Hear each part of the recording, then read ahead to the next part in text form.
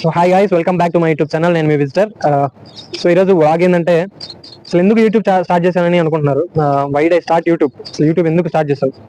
So YouTube ఎందుకంటే రోజు 1.5 GB data waste అయిపోతుంది. దాంతో ఏదైనా ట్రై చేద్దామని ట్రై చేస్తానా. సో కానీ సీరియస్గా చెప్పాలంటే ఇది ఏదో వీడియోస్ అప్లోడ్ చేసే సైట్ అయితే కాదు. మనలాంటి ఇంట్రోవర్ట్స్ ఉంటారు కదా, 10 మందిలో ఒకడు ఉంటాడు ఇంట్రోవర్ట్ అనేవాడు నాలాగా.